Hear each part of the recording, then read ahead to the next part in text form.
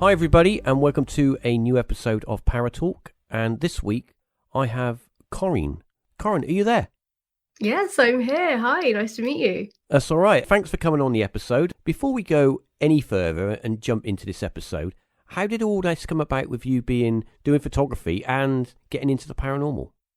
Okay, so I started getting into the paranormal really at a young age, and I used to have some really, really strange experiences with sleep paralysis, believe it or not. It's just when you either are going into sleep or coming out of sleep and you are essentially paralyzed because your body hasn't quite caught up with itself. You see things and you hear things, and sometimes it's even hard to breathe. Obviously, I was wondering what on earth is happening to me. It kind of started from there. I started speaking to family members and realizing that they've seen things, they've heard things, and the paranormal kind of just spiraled from there. Here I am now, still interested, still researching the paranormal. With regards to the photography, it's my job, it's my full-time job, it's my career, it's what pays my bills. So it kind of makes sense to use that and my knowledge of like what I've learned throughout uni, what I know about light, use that as part of paranormal investigations. Interesting. 2 points there that are quite interesting because I was a full-time photographer for 20 years. Oh, wow. So that's a bit weird. Amazing. Yeah, it's not all the wham bam glam that people think it is, but there's a lot of hard work and a lot of not getting paid. It's hard work. It really is hard work, but it makes me so happy. I've recently just come back from Austria after doing a wet plate photography course. Uh-huh.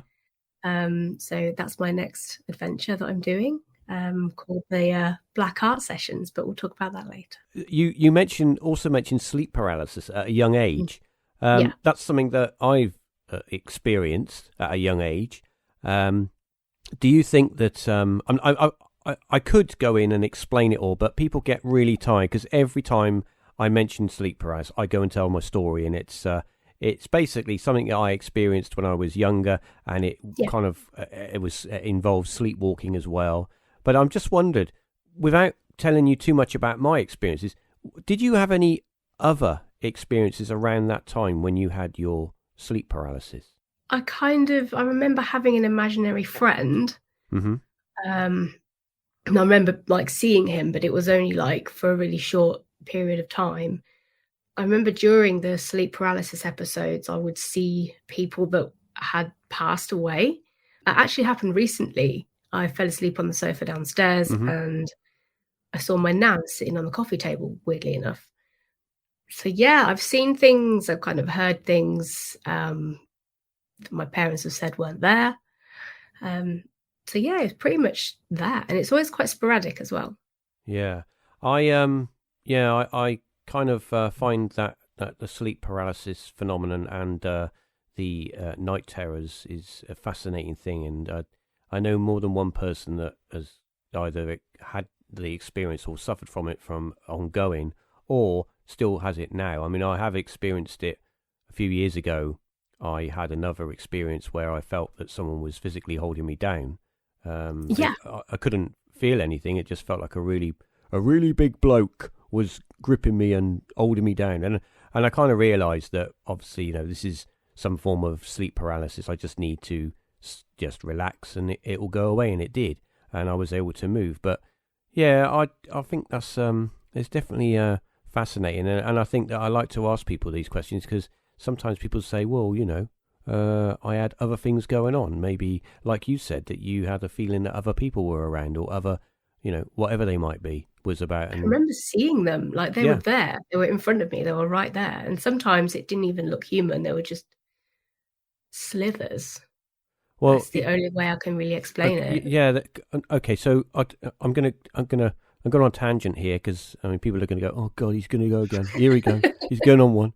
But when I was younger, back in the early 80s, I used to have these episodes, and I would wake up and I would see this kind of shape in the corner of my room, and it would be very tall, by my wardrobe, motionless, darker than the rest of the room, and it never moved. But the more I looked at it, the more scared I became, and the more I couldn't move. And it was, and the only way that I could sort of get away from it was just to, I could move my eyes, so I would just look down under my covers.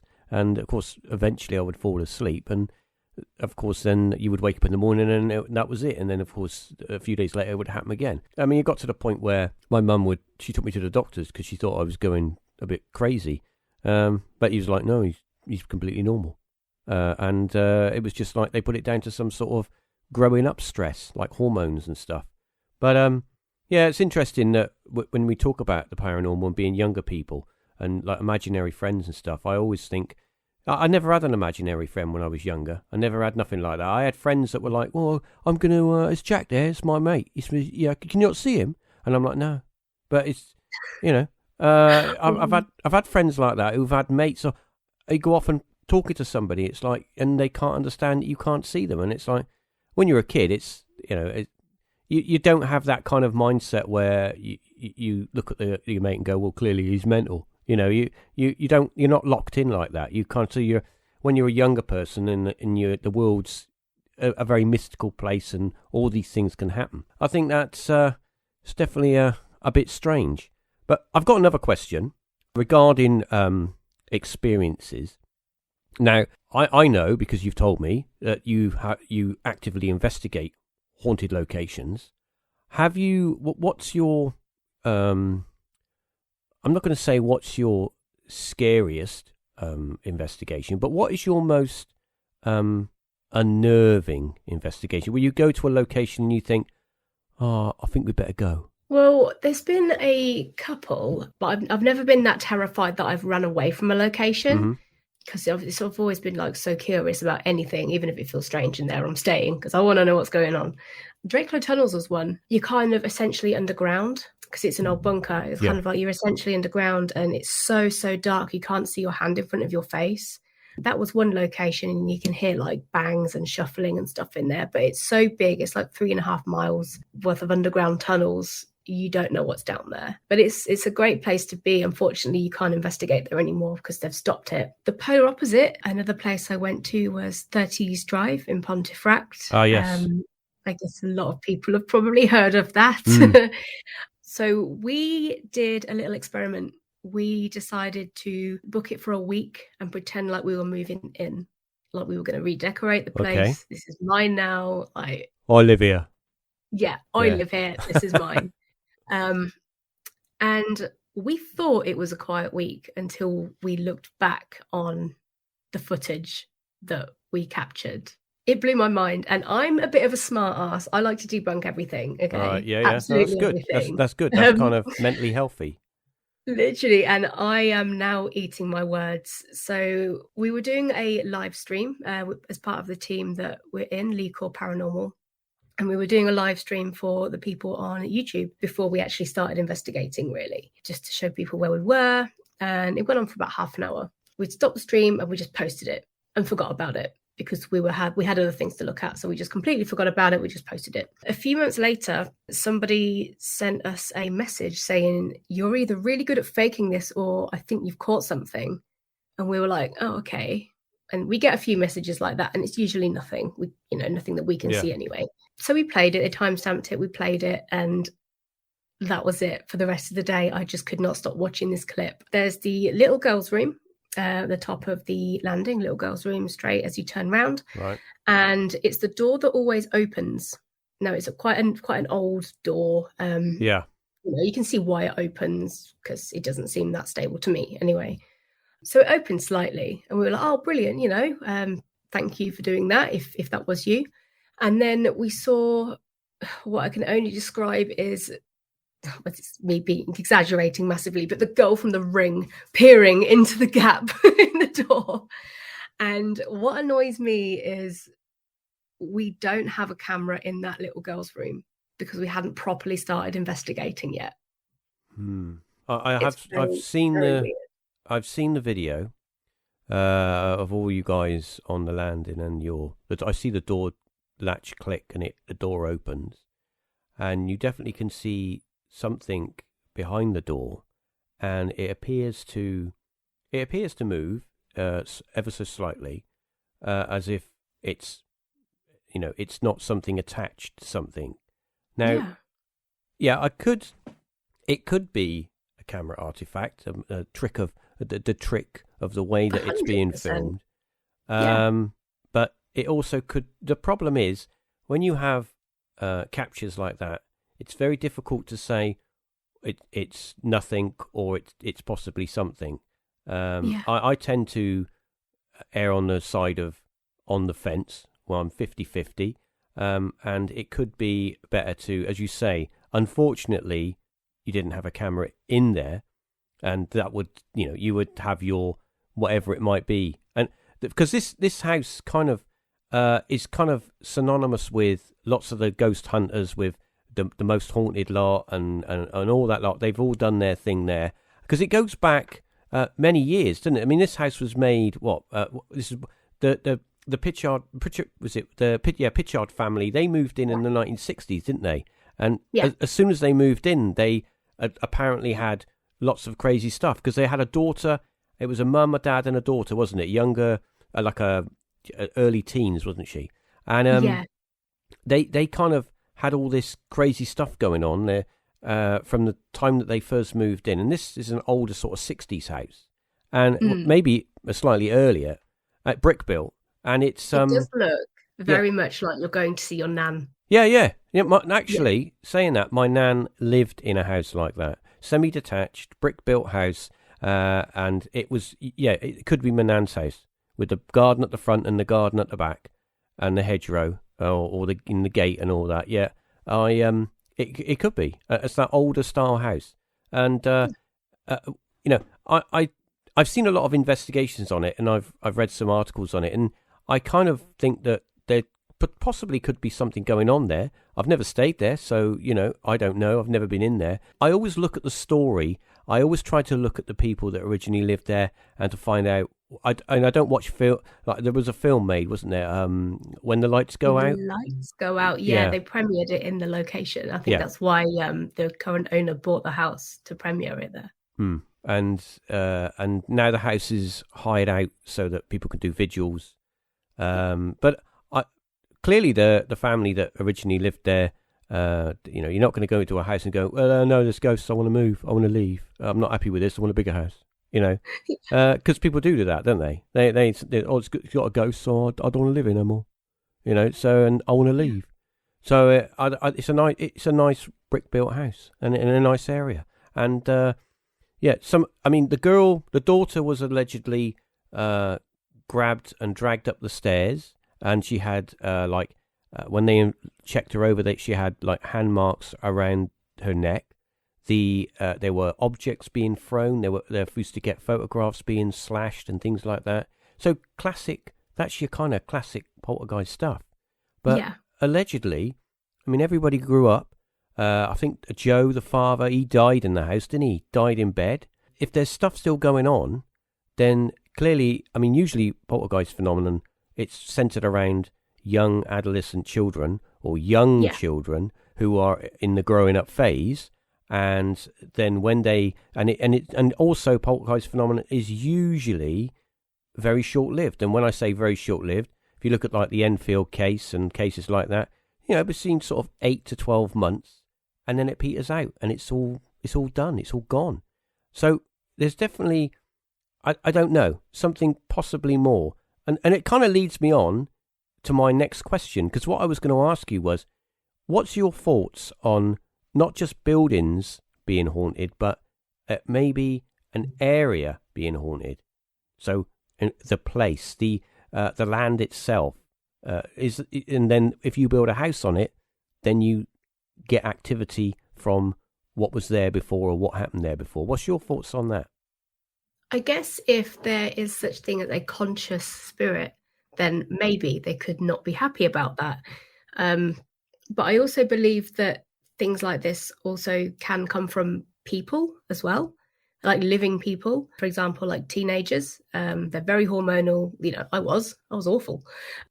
And all this energy that they give off can be quite, I don't know, unintentionally violent, if that makes sense. Yeah. Because of the hormones, the anger, and, I was a very angry child. Oh, we're all angry. When we're young, we're all angry, yeah. We all hate everything. And so I believe that kind of could also cause like poltergeist activity. and whether like people's energy or the energy of the land stays and can actively move things. I mean, I guess it's entirely possible, and that's why we do what we do. Figure this Interesting. out, you know. So, okay, so I've got another question that kind of leads on to that, and talking about ghosts and is it grandma that's gone on to the netherworld that's come back to sort of say hi? I did experience something that was a bit weird twice, and I'll lay it now on the table now. People are groaning, going, "Oh my god, he's starting again! He's telling stories." But my dad passed away of cancer. He went to a hospice. Me and my brother used to go there like every day for like 3 weeks before he died, and I was his carer for like 2 years, up to the point where he had to go to hospice. And the most bizarre thing was the last few weeks of his life, he was heavily medicated. So he was literally just like asleep. But one night we had a phone call from the nurse saying, I don't know how, they obviously know.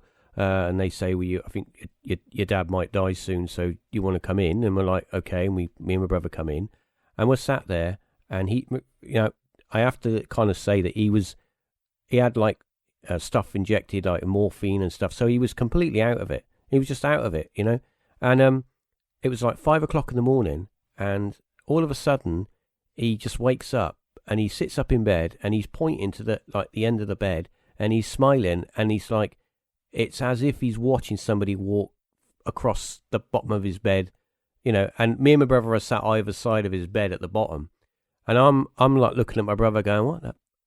And he's like, my brother's like, I don't know. But the weird thing was the feeling in the room changed for a few minutes. Well, not even minutes, it was seconds.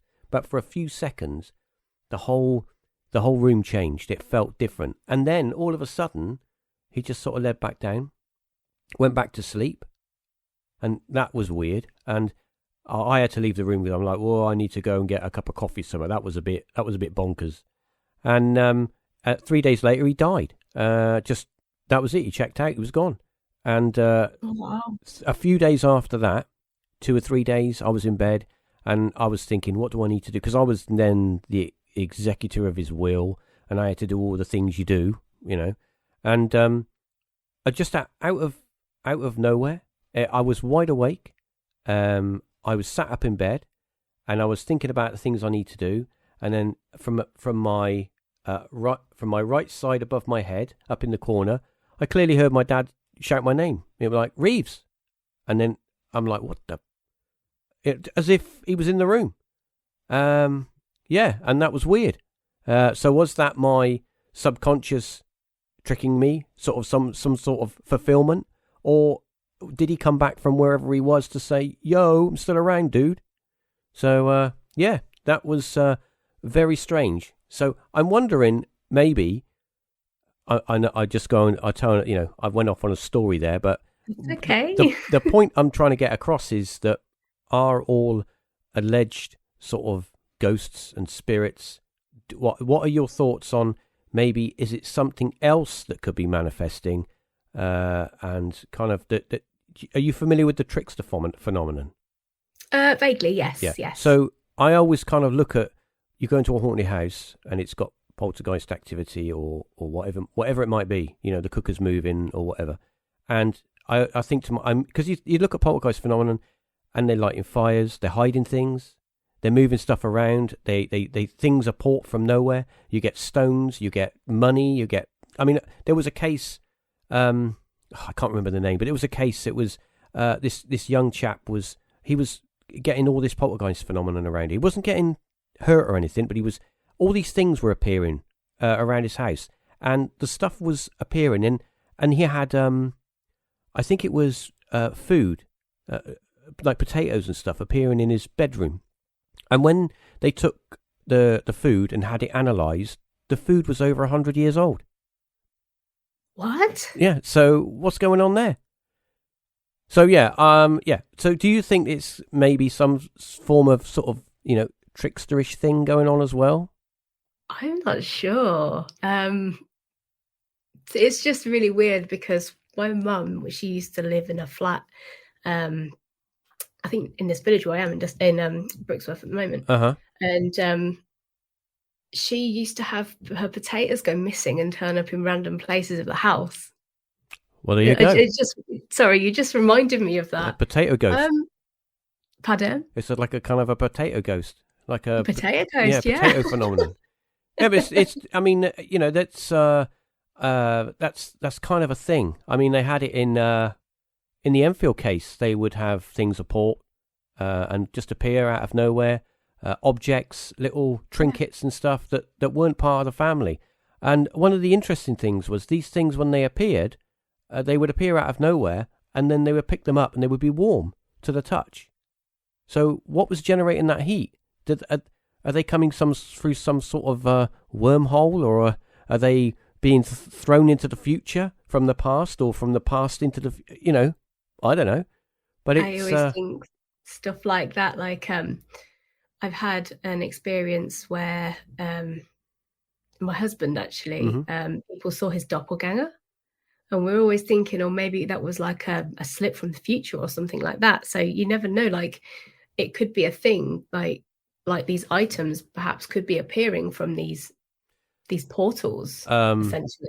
So, well, one of the theories is, and I don't know. I mean, I like this theory, and I suppose it could be something. I don't know. So I've got the many worlds theory, where we are one of many. There are an unlimited amount of copies of us, and we all go about our daily lives. But in some way, we might live our lives slightly different. But we all pretty much do the same thing. And from time to time, those kind of lines, those tracks of each individual person, they kind of overlap with each other. And that's when we have the, as you say, the doppelganger, the people seeing themselves, or other people seeing someone that is actually wasn't in that location at the time. You know, so it could be that, but it also could be, when I talk about this kind of many worlds thing, when we look at the stone tape, and we look at that kind of phenomenon, where we are, people that live their lives and have traumatic events. Because let's be honest, if you go back 500 years, 1,000 years, it was a pretty rough place to be. You were lucky if you were born and lived and got through to being a teenager without dying from something or being killed by someone. And even you had a short life. It was a hard life, unless you were lucky to be born into some sort of nobility. And then, even then, there was no guarantee that you would live a life. You might live to 30 and then you're done. And I'm wondering where. I mean, one of my favourite things. Do you like castles and stuff? Do you like going into like big stately homes? I do. Yeah. So I've been in a few of those, and people say, "Well, there's a ghost here. There's a cavalier that comes through there," and I think, don't tell me. Don't tell me those things. Don't front load me, because I'm going to expect to see that. And you're going to ruin the surprise. And you go in these buildings, and you think to yourself, you kind of feel the history, all the things that went on, all the mental stuff. Because let's be honest, they would have, you got a castle, and you got a hole where you chuck people down that you don't like. And down the oubliette, you're going to go down there, and you're going to die. And I'm going to eat my lamb dinner. Yeah, isn't that just weird? I mean, that's how they lived back then. So, have you found, like, when you go to like these locations, the stories are very similar? Yeah. For example, like the Ghost Bride, the Christmas Bride. That was a story that was made up by people to protect their estate, to stop people from coming in. Mm-hmm. And there's a few of the same story, like around here where I live in Northampton. So it's just it's really interesting. Yeah. Well, back in those days, people, you weren't someone. Not everybody could read or write, and the way that they would control people is to, draw these pictures. That's why churches have got all these murals of damnation and hell and stuff. Is because the vicar or whatever will go, if you don't come to church, then this is what's going to happen to you. You're going to go there, And so people are like, oh, I don't want that happening. I'm going to go to church and sing songs. Yeah. So, yeah, but that's that. I know it sounds quite simple, and we kind of laugh at it, but it's like that was kind of serious, and you think how that emotion and that feeling imprints the land and imprints the place that these people go to. You have these great battles, big Civil War battles and stuff, and then it's like people go back and say, well, I went to a field once where there was allegedly people had seen an apparition of a English Civil War battle going on, and there were thousands and thousands of men that were killed on the day of the battle, tens of thousands, and it's you think to yourself, I'm stood in a field now where there's cows and sheep, and I could have a picnic here, but a few hundred years ago, this was just just sodden with blood, and people picking over dead bodies for gold teeth or whatever, and a pair of boots. So I look at that and I think this is an ideal place where you could have paranormal phenomenon, and you think of like the White Lady or the Headless Horseman, and I know a lot of that comes from folklore. I mean, because we have to say that folklore does play quite a big role. What do you think about stories, as you mentioned, you touched on then? Do you think that folklore plays quite a role in the way that we see the paranormal today? 100%.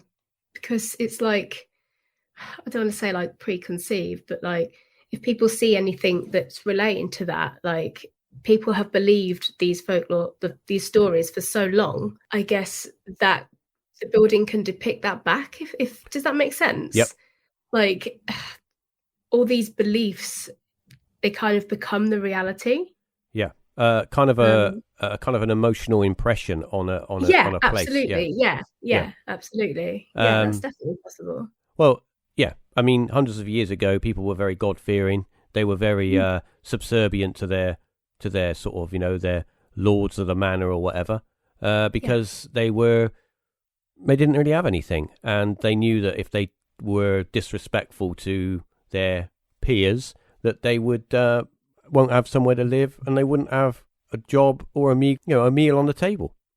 And I think that plays quite a large role in the paranormal, because people lived differently back then. Their thought process was different, and that when we look at the paranormal today and we look at sort of past hauntings and places, and you think, well, maybe what are we seeing there? Are we seeing a ghost? Are we seeing something that's intelligent? Is it a person? Was it a consciousness that lived, or was it just a playback of past events? I mean, have you ever experienced anything along the lines of an apparition? Yeah, kind of not on an investigation though. Besides the video I told you about. So I think this could be blamed on tiredness as well. Right. So, but I'm going to tell you anyway. We were at doing Snowdon, walking around Snowdon, and like Mount Snowdon, and we were walking back down, and this girl was trying to get past me, and I'll be quite slow, I was tired. I was trying to get past me, like kept shoving me, not like horribly, but I could, please let me past. Yeah. So I was like, fine, like getting really angry. I was like, I'm freaking impatient. So I stepped aside to let her pass, and there was no one there. That was weird. And then I sort of started thinking, like, maybe how many people have potentially passed away on the mountain. Maybe if somebody has passed away and they love hiking, they love being out there. I mean, I'd be out there. I love it. I love hiking. And there are many cases on Snowdon in that area where people have had encounters with things. There's a case where a gentleman, I'm not sure if it was Snowdon, but it was a mountain, a snow-topped mountain. He was lost, and he didn't know where, he couldn't get his bearings. It was a snowstorm, and he was getting worried because he didn't know where he was, and he noticed footsteps in front of him, and he followed the footsteps, and they went down to a ravine area, and he crossed it, and he just basically walked in the footsteps. And when he got to civilization. It was like a hut with a, they could get some food and have a fire and stuff. He noticed that there was no one around, that the footsteps just stopped at the beginning of the hut, and there was no other footsteps. There was no one inside the hut. There was no one around in the area. So, and to this day, he's still baffled as to what that was. Was that some sort of, I don't know, something saving him, something showing him the way? But without that help, he would have mostly perished on the mountainside from exposure. I like to think that that's something wanting to help, or someone wanting to help. That's what I like to think. What are your thoughts on like the negative side of the paranormal, where you can maybe, what's your thoughts on going into a place, and some people believe that you can go into an alleged haunted location, and if you're maybe disrespectful or overly excited, that you could potentially bring something away with you. What was your thoughts on that? Well, I've never really had anything come away with me. I'm always respectful on investigations, because you just don't know who's there, and I don't want to offend anyone, Yeah. But I've never had anything like that happen to me. Now, one of my friends has. He said that he ended up messaging one of his best friends a lot of, like, a shed load of abuse out of nowhere, like completely out of character. And he doesn't remember doing it. Like, he got home from this investigation. He doesn't remember sending any of these messages. He had a lot of explaining to do. Yeah. And, we don't drink on investigations, so he hadn't had a drink or anything like that. So I know he's had that experience, but I haven't. So I do think it's possible. But again, he's never been disrespectful either, and nor have I. So you just don't know. You could just carry the energy from a place home potentially, and it could affect you that way. I like to do, after an investigation, like a salt bath with some sage and stuff like that to, just to make sure there is nothing attached to me. Whereas he's very much not like that. He doesn't do anything like that. So I think it's possible. So yeah, I think you're erring on the side of caution. Yes, just always. You don't want nothing causing you any issues. You don't want your brakes failing in your car or anything like that. No, how do you think that happened recently? Oh dear. Yeah. How do you I mean, we're getting to the end of this episode, but I've got a couple more questions, and I wanted to ask you how this is kind of a double-sided question, because it's got two parts. My first part is, what are your thoughts on the way that the paranormal is portrayed in TV shows, like, for example, I don't want to name them, but you know the ones I'm talking about. Yeah, I know. And also, how do you think the paranormal is portrayed in TV, as TV films? Do you think that the earlier films, like the Amityville and stuff like that, those films were more kind of not classic, but they had more of a story to them, rather than the stuff that you see today is kind of more for jump scares and stuff? What's your feelings on those two things? So I guess what we have to remember is it's all, like, the TV shows are all for entertainment purposes. So I don't know about you, but I've been on investigations, and most of the time it's pretty quiet. Yeah. I've had a few things happen, but most of the time it's pretty quiet. So, for example, 30 East Drive, I didn't get knives thrown around. I didn't get pushed into a door. I didn't get dragged up the stairs. Nothing like that happened. Absolutely nothing like that happened. I'm a unit stills photographer, so I've taken photos behind the scenes on some productions. Yep. And there's always a structure. Yeah. The productions I've worked on have never faked anything. But there's always been a narrative that they have to follow. So if, for example, like, something happens that doesn't fit the narrative, it doesn't make the cut. Or they'll have to adjust things to make things happen, if that makes sense. Yes. Wink, wink. Yeah, but it's never like the ones that I've worked on, and I'm quite selective with what I work on because I don't like the idea of people faking things. It's the ones I've worked on have always been honest, but there's always had to be a narrative. Yeah. So it has to tell the story of the place and stuff like that. But I guess it's not the same as TV. It's not. No. It's 100% not. Right. So overall, do you how do you rate the quality of programming like today? Do you think that the YouTubers who are out there making videos and stuff, do you think they've got the upper hand because they are doing it in more kind of like guerrilla style? They go in with a camera, they go into a haunted location, and I must admit I've interviewed a few YouTubers that do it, that do Staffordshire Paranormal, who else? Luke from Shadow Paranormal, and they're just a small outfit, few cameras, and they just go in, they do their thing, and sometimes they do get stuff that you think, that's a bit weird, you know, and I understand where you're coming from with the stuff that's on the telly. It's every few moments there's some crazy thing that happens, and I have been to places and I've literally eaten all my sandwiches in the first hour because I'm so bored, and I think I've got no food now. You know, all I've got left is a Fanta, and that's it, and some biscuits.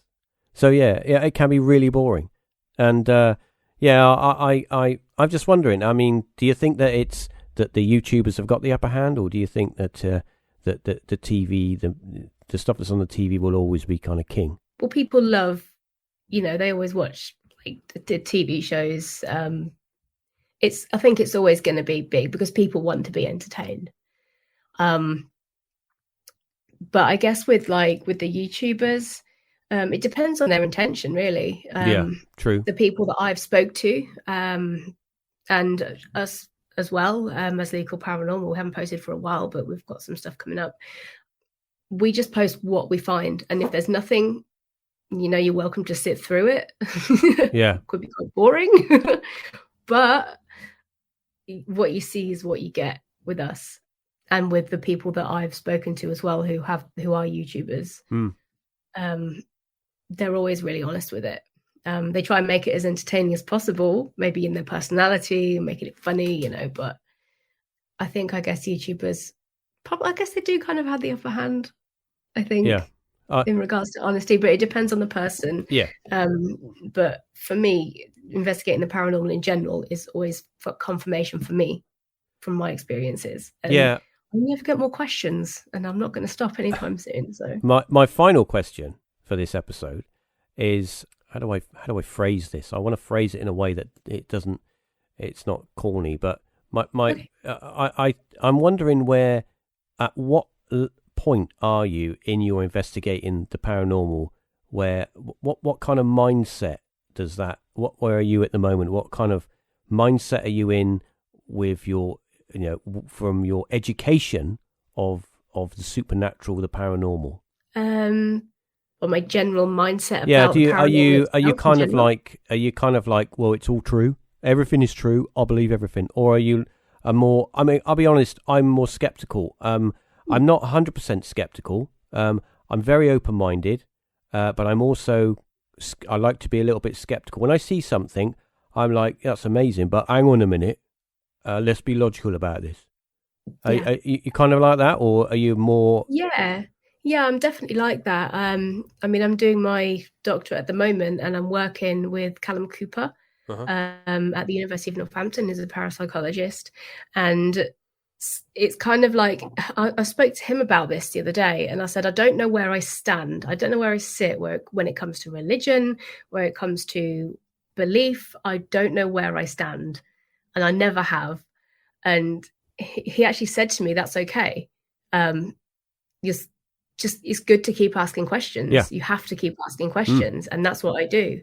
I've captured things, and I'm thinking, okay, that, you know, it probably is paranormal, maybe, you know, but I need an answer to it. And if it's unanswered, I kind of leave that as unexplained.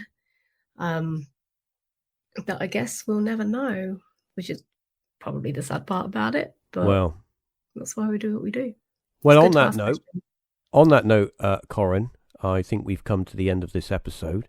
It's been very interesting because I think at some point, as you are getting back up into the investigations, I think we're going to get you back on an episode because I'd like to pick your brains on something that you've been doing more recently. Yeah. Okay. What's your plans for the rest of the year? Have you kind of figured out where you're going to go with your investigations, or is that kind of still on the planning side? We're still kind of planning things, really. I've got a load of locations to visit for my research for my doctorate, and a lot of research to do with regards to spirit photography and stuff like that. Mm-hmm. But I would just like to go to a place and investigate, just because. And I think the next place for me, since unfortunately the owner passed away, is the Ancient Ram Inn, because I've heard it's a very different vibe there now. So I'd like to head over there next, I think. But we'll see. That is a lot of people do go there, and I don't know. It's a very old place, and there's got a lot of history. I don't think I believe everything that's happened there, but there's definitely it needs to be investigated, and there are people that have gone there and had things happen. So who knows? So where can people find you? Well, have you got a YouTube or a website or anything? Yeah, so my YouTube is The Paranormal Photographer. That's me, my own work. We've got Lecor Paranormal, Lecor Paranormal, which is me and my team. And I'm on Instagram, Paranormal Photography UK, and TikTok, because, TikTok's great. That's Paranormal Photographer. Every ghost investigator needs a TikTok. I still don't understand it. I just got into Instagram, and I'm like, oh, this is really confusing. But yeah, I had a Twitter before, and I've got used to that. So yeah, I don't know about TikTok's a step too far, I think, for me. But there you go.